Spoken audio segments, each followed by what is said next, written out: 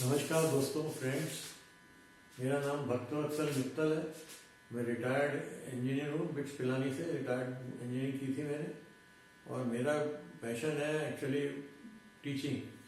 और मैं 1-to-1 अपने स्टूडेंट्स को पढ़ाने में बिलीव करता हूँ।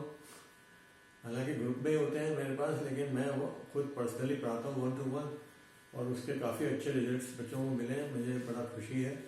कई बच्चे अच्छी अच्छी पोजीशन पे पहुँच गए हैं, जीरो से हीरो बन चुके हैं। मेरी कोशिश ये है कि और जो बच्चे मुझसे नहीं संपर्क कर सकते वो मेरे वीडियो के माध्यम से करें।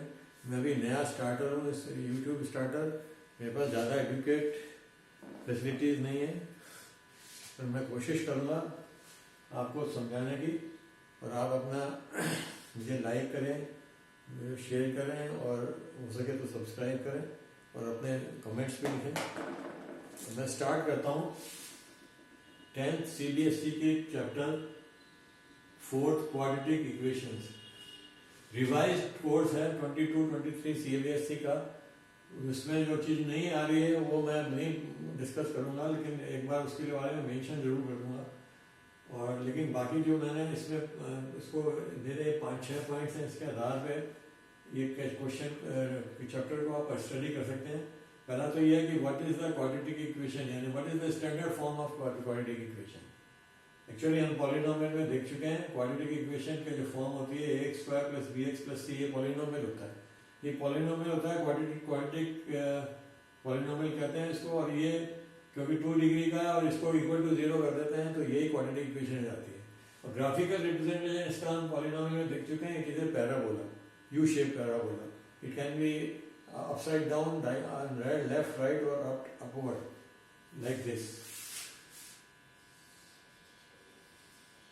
or this, or this, any way it could be। तो ये इसकी इक्वेशन है। और इसमें क्योंकि पावर डिग्री इसकी 2 है, हाईएस्ट डिग्री, तो इसके अंदर मैक्सिमम 2 रूट्स आ सकते हैं। और रूट्स रियल हैं या नॉट रियल हैं वो हम देखेंगे क्या कंडीशंस हैं, और इसको कैसे सॉल्व कर सकते हैं क्वाड्रेटिक इक्वेशन में। ये सब हम इसमें स्टडी करेंगे।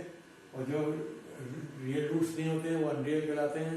तो आपके यहाँ वो अनरियल वर्ड यूज नहीं किया है, बस रियल रूट्स और नो रियल रूट्स ये लिखा हुआ है। जो अनरियल रूट्स होते हैं वो इमेजिनरी होते हैं, वो 11th में आपके आएंगे। तो अभी हम सिर्फ रियल रूट्स की बात कर रहे हैं। रियल रूट्स का मतलब होता है, फिर समझा देता हूँ, रियल नंबर से। रियल नंबर मतलब राशनल है, इरेशनल, जो कि नंबर लाइन पे प्लॉटेबल है। हम 9th क्लास में देख चुके हैं, इसमें कंफ्यूज नहीं होना। तो ये इसकी इक्वेशन स्टैंडर्ड क्या होती है, ax² + bx + c = 0। a और b, c क्या है, these are real numbers. It can be either rational और irrational number. I think rational you know p/q, irrational like √3, √7, √8, और non terminating, non recurring decimal. Now a should not be 0। ये this is also condition कि a should not, a 0 हो गया तो फिर quadratic कहाँ रहेगा, ये फिर तो लीनियर हो जाएगा। b 0 हो सकता है, c 0 हो सकता है, but a should not be 0। That is the condition. Now how to solve this equation. तो आप इसका सॉल्यूशन कैसे करते हैं वो कोर्स में नहीं है, तो you have to just mug it up. Actually वो मेथड ही हटा दिया है आपके कोर्स से, इसलिए मैं उसके लिए डिस्कस नहीं कर रहा था। वो स्क्वायरिंग भी मेथड था, तो स्क्वायरिंग भी मेथड वो वाला जो सिस्टम है उससे कर सकते हैं, लेकिन ये आपके कोर्स में नहीं है। तो you have to remember x = -b, यानी coefficient of x +- √b² - 4ac। जो भी है दिए हुए हैं सारे जो कोफिशिएंट वगैरह कॉन्स्टेंट्स हैं, अपॉन 2a। तो इसमें कहीं गलती नहीं होनी चाहिए, माइनस प्लस की जगह से भी गलती नहीं होनी चाहिए। तो ये इसका सॉल्यूशन है। यानी कि कोई अगर आ जाए तो हम किसी भी तरह का, अगर हमने देखा है पॉलिनोमियल जनरली हम स्प्लिटिंग थ्योरम से कर लेते हैं, फैक्टर थ्योरम से कर लेते हैं, उसके फैक्टर निकाल लेते हैं, वो फैक्टर निकाल के 0 आ जाता है, उसी को रूट्स कहते हैं। सॉल्यूशन, रूट्स, 0 ये सब एक ही चीज़ है, कंफ्यूज नहीं होने का। वही है, मतलब 0 अभी पॉलिनोमियल का हो तो 0 लगाओ, या इसके रूट्स का हो चाहे सॉल्यूशन का हो, सब एक ही बात है। ठीक है। तो जब इसके 2 सोल्यूशन आएंगे तो आपको एक प्लस में आएगा, एक प्लस वाले रूट को लेके एक माइनस में लेके आएगा। तो हमेशा 2 आ सकते हैं। अब ये इसको क्या कहते हैं, b² - 4ac, जो अंडर रूट में आता है, क्योंकि इसी से सारा बिहेवियर चेंज होता है इसका। रियल रूट्स हैं, या इक्वल रूट्स हैं, अनइक्वल रूट्स हैं या नो रियल रूट्स हैं। तो इसको बी स्क्वायर माइनस 4ac को हम डिस्क्रिमिनेंट कहते हैं, कैपिटल डी। ये ना ये डिस्क्रिमिनेट करता है कि रूट्स रियल हैं नहीं है, या रियल है तो इक्वल है या अनइक्वल है। समझ आ गया? तो अब हम देखते हैं थर्ड में, इफ डी इसकी वैल्यू यानी कि बी स्क्वायर माइनस 4ac की वैल्यू अगर ग्रेटर देन 0 यानी कि positive non negative integer, non negative number मतलब पॉजिटिव रियल रूट्स हैं, मतलब डी इज ग्रेटर देन 0 और इक्वल टू 0 तो है मतलब हैज रियल वैल्यूज।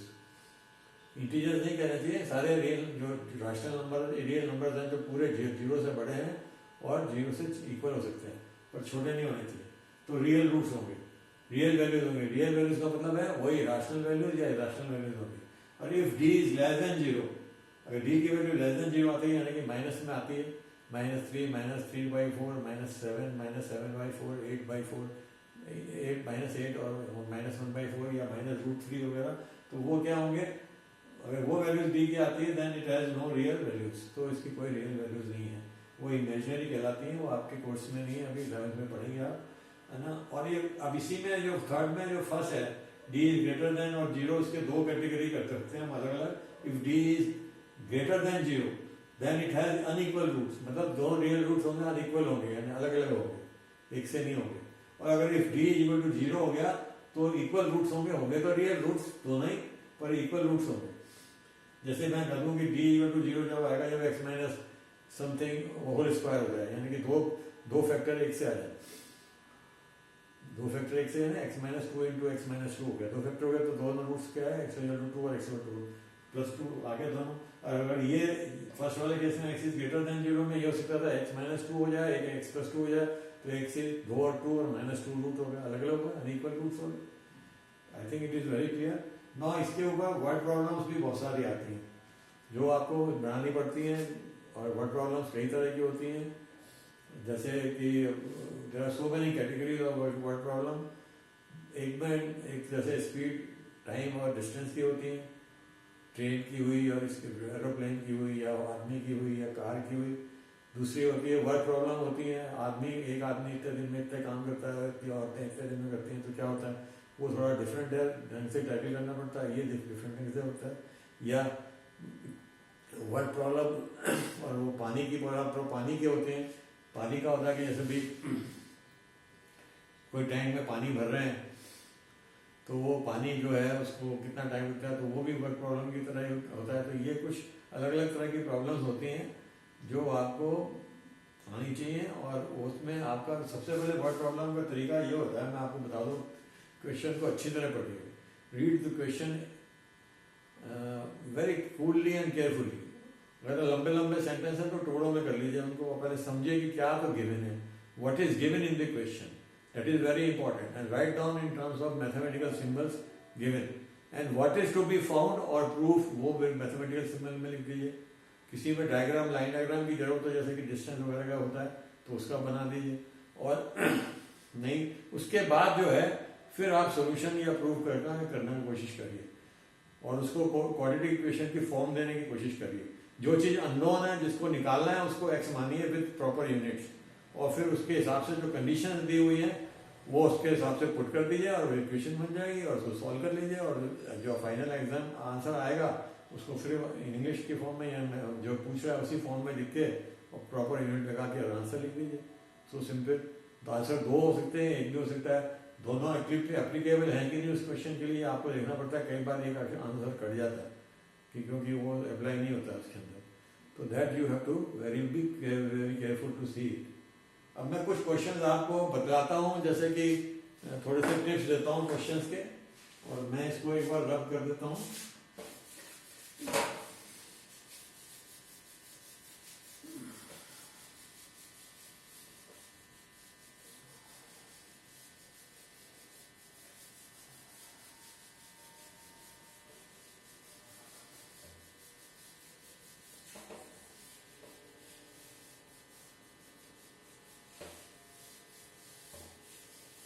कुछ क्वेश्चन हम देख लेते हैं।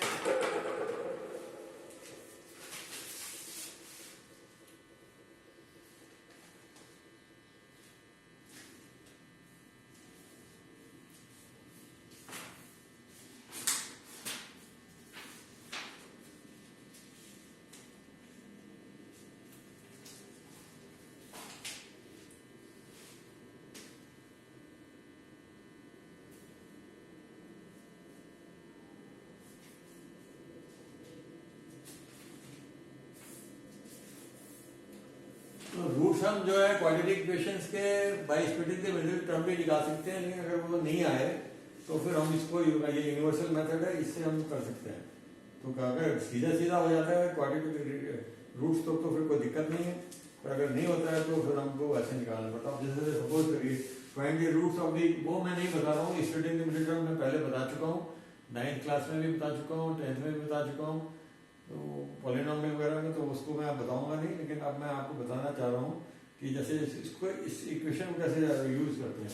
सपोज आपको दे रखा है quadratic equation 5x square minus 6x minus 2 equal to 0।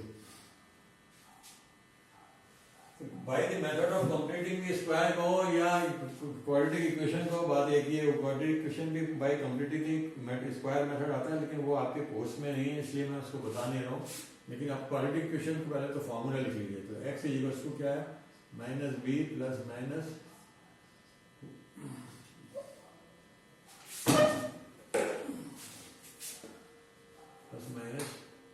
B square minus 4ac, ठीक है, अपॉन 2a। अब बेटर ये होता है कि पहले ये आप इसमें से देखिए कि a क्या है, a विद प्रॉपर साइन 5 है, प्लस का है, b क्या है, माइनस का है, माइनस 6, c क्या है, माइनस 2। ये ध्यान रखिए, इसके बिना सब गड़बड़ हो जाएगा। अब आप क्या कोशिश करते हैं, बी स्क्वायर माइनस 4ac पहले निकालें तो क्वेश्चन आसान हो जाएगा। तो बी स्क्वायर कर लिया तो माइनस 6 स्क्वायर माइनस 4 इंटू ए और सी 5 इंटू 2, तो ये हो जाएगा 36 एंड माइनस 10 40, ठीक है। तो अगर हम देखें तो ये माइनस 4 आ रहा है, तो since D square minus 4ac यानी कि जिसको हम डी कहते हैं, this is equals to minus 4 which is less than 0, will not have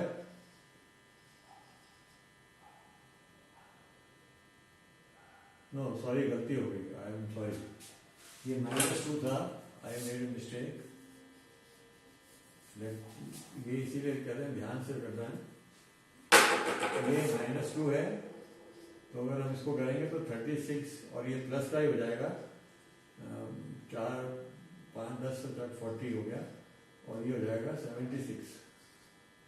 तो बी स्क्वायर माइनस 4ac की वैल्यू 0 से बड़ी है, इसका मतलब रियल रूट्स होंगे, देयरफॉर x की वैल्यूज क्या क्या हो जाएंगी, माइनस बी की जगह हम रखेंगे माइनस 6 तो प्लस 6 हो गया, प्लस माइनस इसके लिए इसके अंदर लिखेंगे 76 और अपॉन ट्वाइस माइनस 2, तो दिस विल बिकम प्लस 6 और प्लस माइनस 76 की अगर हम करें तो क्या आएगा, 4 से होता है 4 एकम 4 9 36, 4 एकम 4 4 9 36, तो 2 अंडर रूट 19 आ गया अपॉन माइनस 4। तो दो वैल्यूज कौन सी हो गई फिर, x इक्वल टू आइदर क्या हो जाएगा, plus 6 plus 2 root under root 19 upon minus 4 और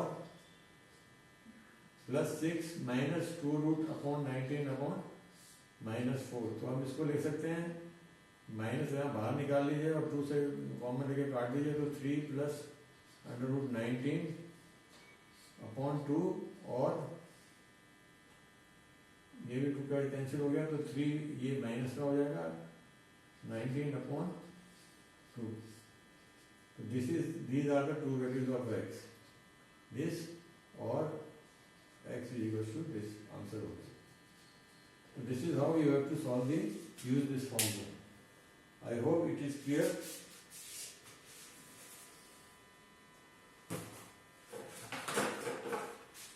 अब हम देखिए, ये तो हुए ऐसी प्रॉब्लम्स जो आप सिंपल है, सीधा फार्मूला एप्लीकेशन है।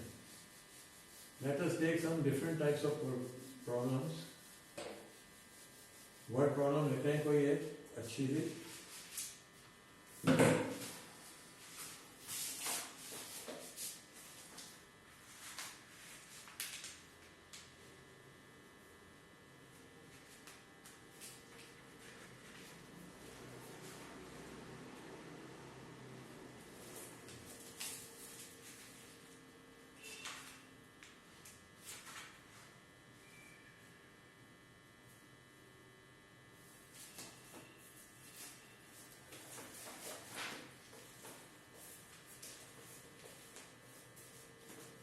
अच्छा बच्चों, एक और मैं पहले उससे पहले वर्ड प्रॉब्लम से पहले एक और क्वेश्चन करना चाहूँगा।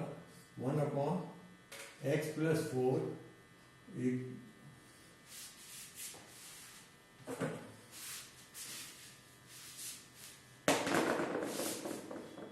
माइनस 1/x-7 11/30 दिया हुआ है, और इसमें लिखा हुआ है कि x should not be equals to 4 -4 और 7।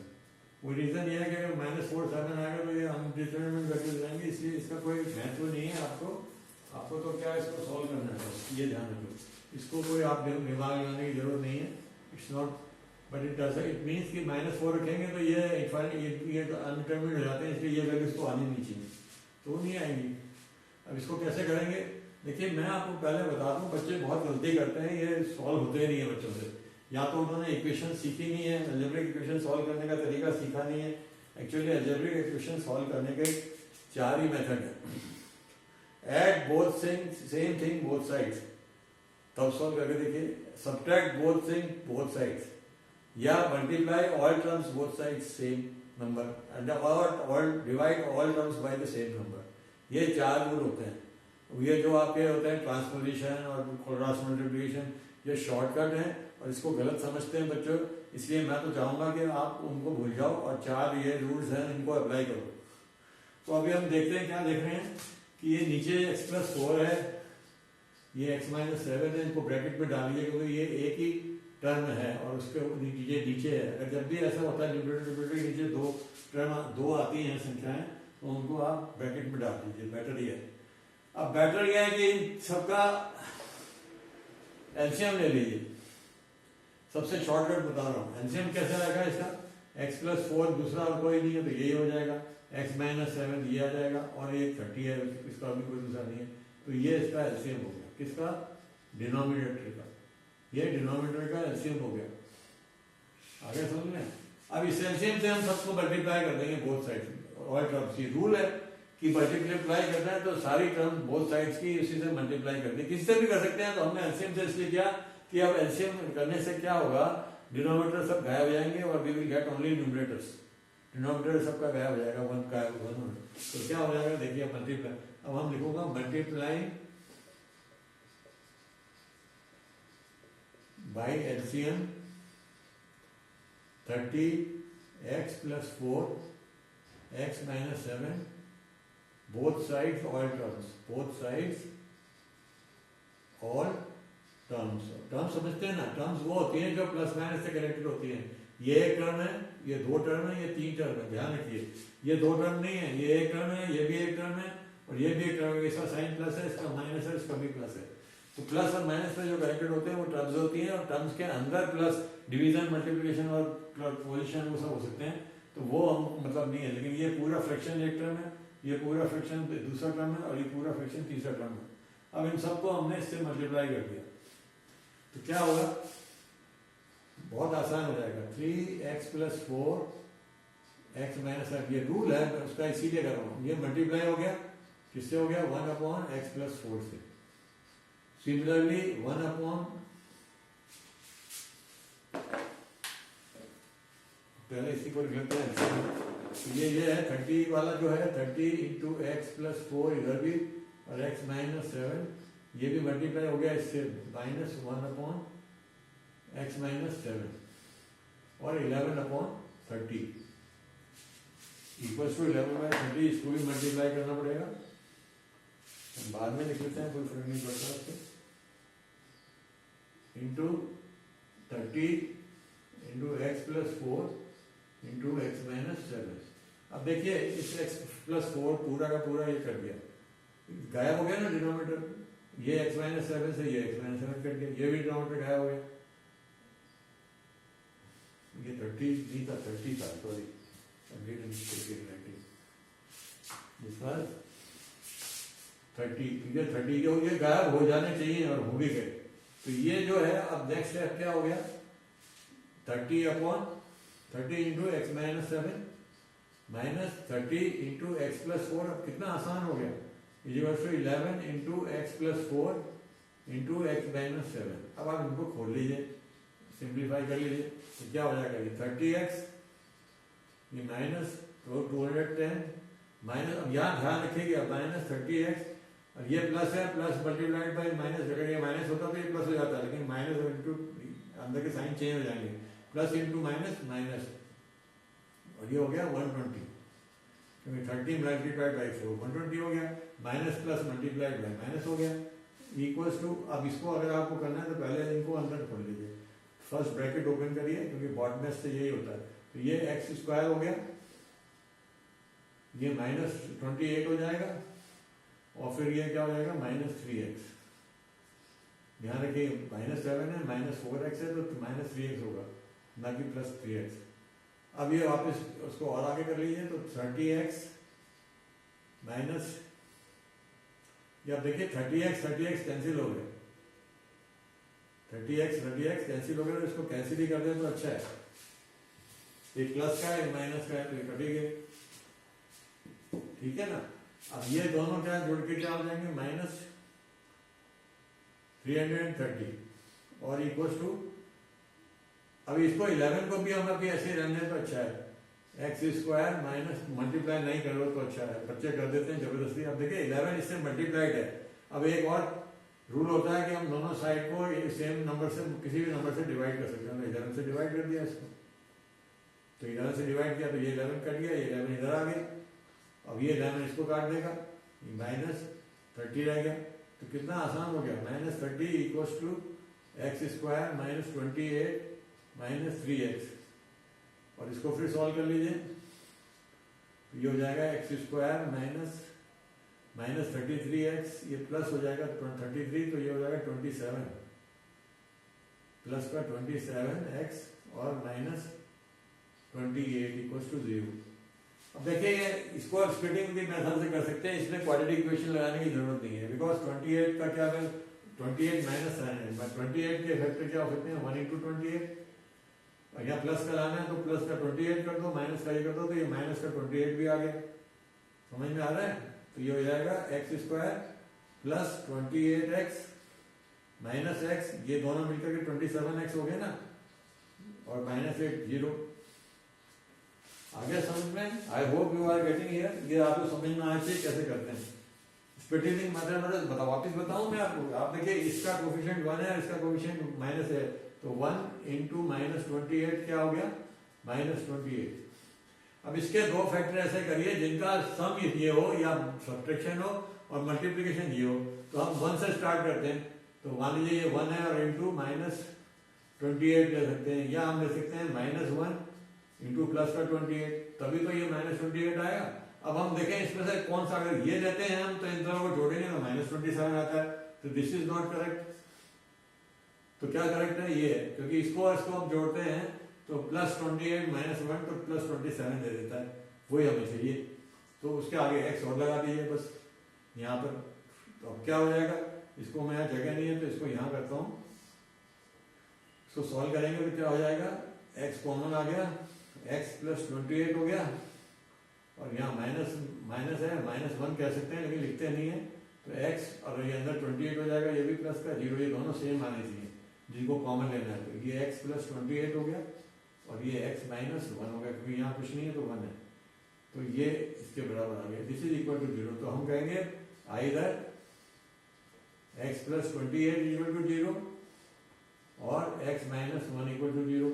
तो इससे तो वैल्यू आ गई माइनस 28 और इससे वैल्यू आ गई 1, तो ये दोनों वैल्यू आंसर हो गया इसका 28 and 1। I hope this is clear. अगर आप इसको सब्स्टिट्यूट करें दोनों को तो आपके दोनों राइट हैंड साइड इक्वल आएंगे, दैट विल कंफर्म कि ये आपका आंसर सही है। तो ये आप समझ गए। अब यहाँ कई बार हो सकता है कि ये इससे स्प्लिटिंग मेथड से नहीं हो, तो then you can do with the quadratic equation. इसको भी क्वाड्रेटिक इक्वेशन से कर सकते हो, अगर स्प्लिटिंग मेथड में आप कंफ्यूज हो रहे हो तो you can do with quadratic method, quadratic equation use करके भी कर सकते हैं।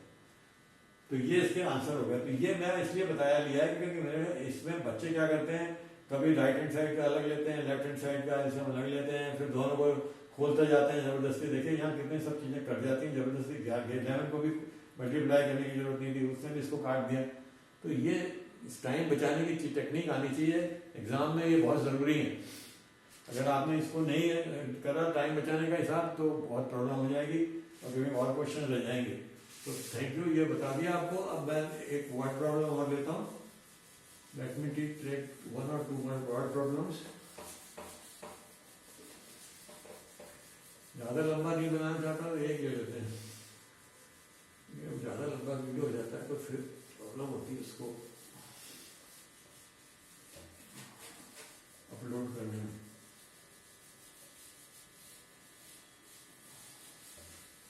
और एक कोई वर्ड प्रॉब्लम ले लेते हैं।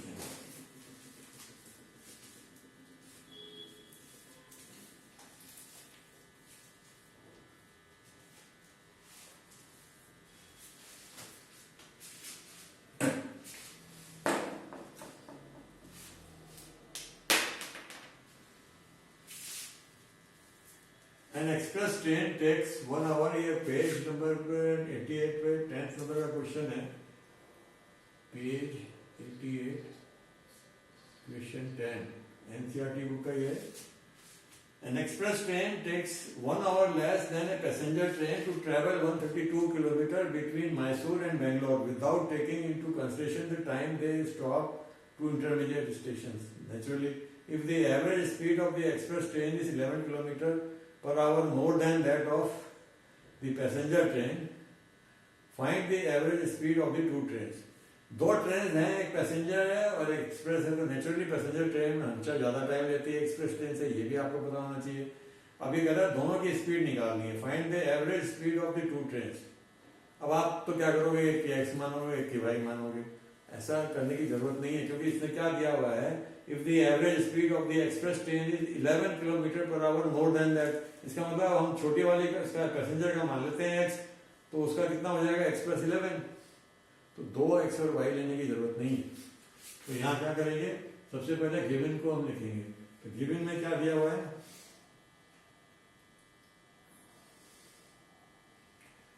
डिस्टेंस ट्रेवल कितना है पहले हम लिख लेते हैं 132, क्योंकि ये बैसूर लिखने की जरूरत नहीं है, 132 पर यूनिट सही लगाइए किलोमीटर। और an express train takes 1 hour less.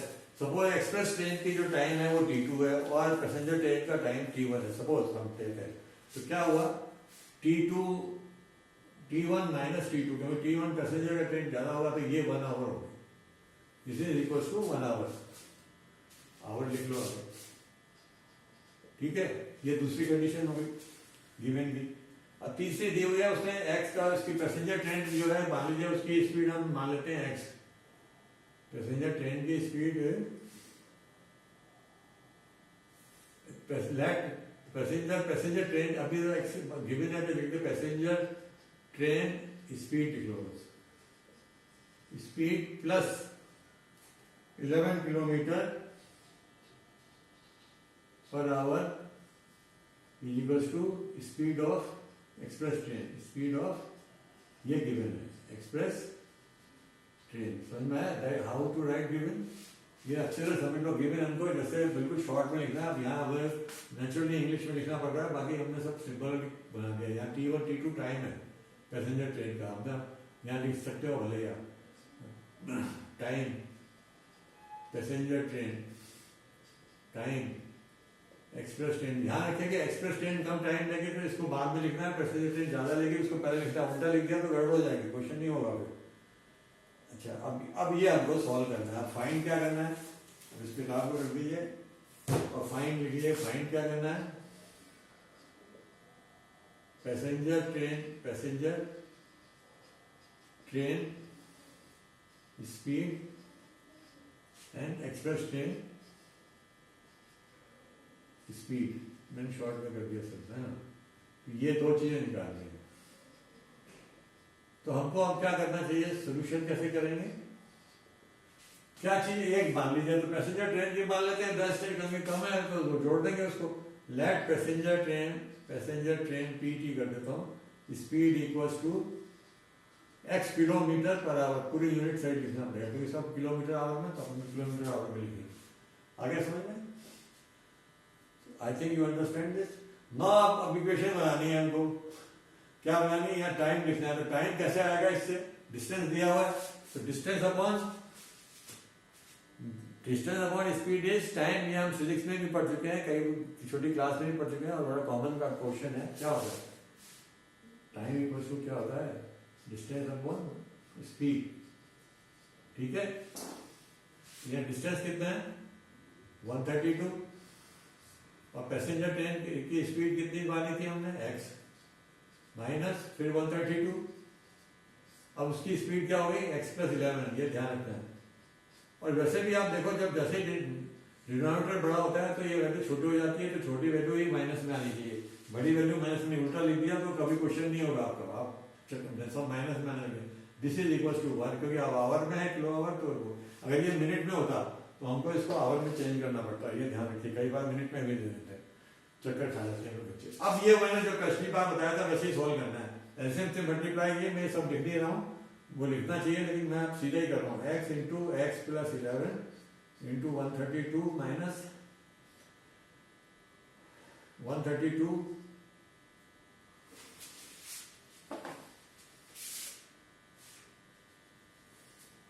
Minus 132 x into x plus 11। अब 11 नहीं आएगा यहाँ x नहीं आएगा, सॉरी 11 से मल्टीप्लाई में यहाँ 11 नहीं आएगा, यहाँ सिर्फ x आएगा। और ये क्योंकि ये कट जाएगा ना, इससे एलसीएम इनका क्या हुआ x इंटू एक्स प्लस 11, इससे मल्टीप्लाई करेंगे तो ये इसमें x कट जाएगा, इसमें x प्लस 11 कट जाएगा, x रह जाएगा और इसमें दोनों आएंगे, इसमें दोनों आएंगे, ये दोनों आएंगे इसमें, ध्यान रखिए। अब इसको क्या हो गया, ये 132x प्लस ये हो गया 11 दूनी 22,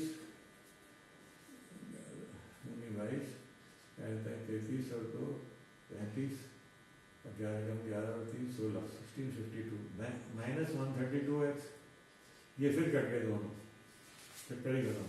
अब इसको बोलोगे तो क्या होगा एक्स स्क्वायर प्लस 11x। अब ये आपकी क्वाड्रेटिक हो गई, क्योंकि ये एक्स स्क्वायर इसको ले लेते हैं पहले और प्लस 11x ले लेते हैं और इसको क्या करते हैं 1652 लिख के 0 कर दिया। अब ये इसके ऐसे दो फैक्टर निकालते हैं जिनका कि सम, क्योंकि अब इसमें सब प्लस में है तो ये इसके दो फैक्टर ऐसे होने चाहिए जिनका कि सम 11 हो और मल्टीप्लिकेशन 1652 हो। तो आपको ये कैसे करेंगे आप, तो 11 और 132 तो पहले ही आ रहा था ये, तो अपन उसको 11 इंटू 132 लिख के देखे। अब इसमें से कुछ बाहर इधर ले लें, कहीं साइन की गड़बड़ हुई क्या,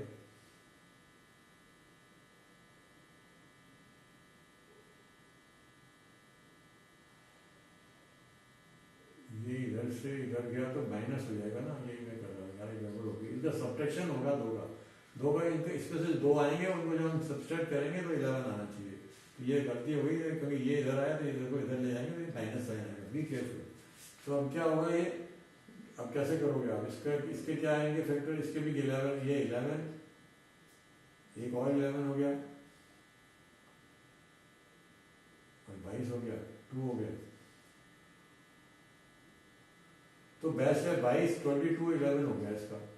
एक 22 तो आप माइनस का कर लो, नहीं प्लस का कर लो, और ये माइनस का कर लो, इन दोनों को मल्टीप्लाई करेंगे तो ये हमारा आ जाएगा ये का जो माइनस 1652, ये माइनस साइन का है, एक किसी का भी एक का माइनस रखना है। तो ये रख लिया हमने, तो 11 को प्लस को 22 और इसको किया तो ये हो गया, क्या दूनी 22, क्या दूनी 22 और, लेकिन ये तो नहीं आ रहा, गड़बड़ क्या कर दिया हमने, 11 से किया तो 11, ये भी 11 आएगा क्या, तो 12 आएगा, ये 2 नहीं आएगा, 12 आएगा, सॉरी। तो फिर से देखना पड़ेगा कैसे होगा।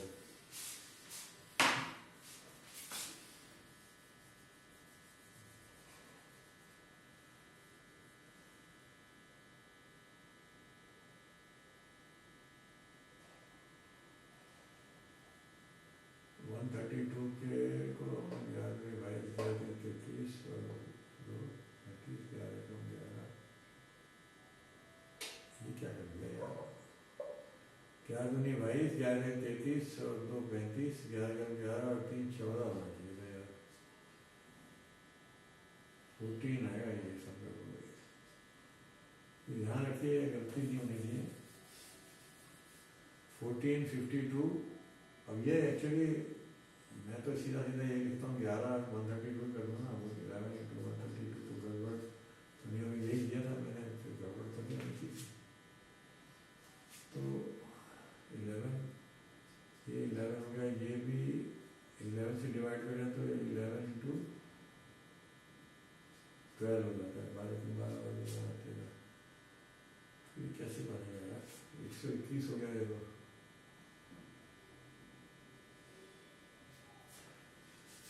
ग्यारह लगा है, 11 + 132, 11/11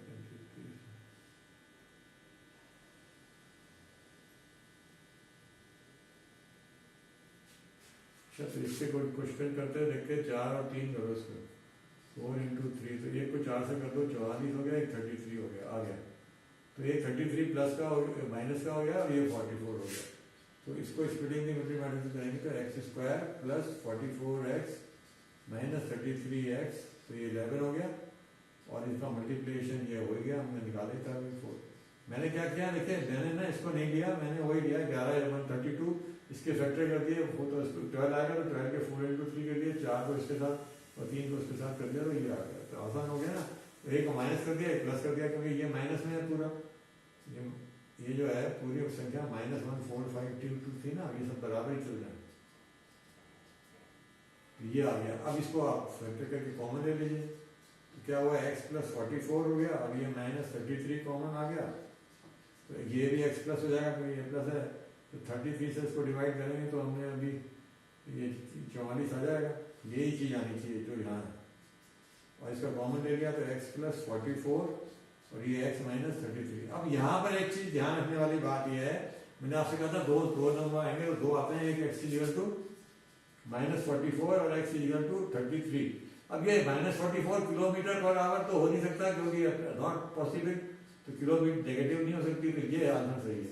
तो हमें लिखना है कि देयरफॉर ट्रेन स्पीड इज, यहाँ लिखेंगे देयरफॉर पैसेंजर ट्रेन स्पीड क्या होगी, 33 km/h and express train speed becomes 44 km/h। ये ऐसे आंसर लिखना है, दोनों की निकाल पूछा है ना, तो दोनों की निकालनी है, तो जगह कम होने से मैंने इसको यहाँ पर लिख दिया, ठीक है।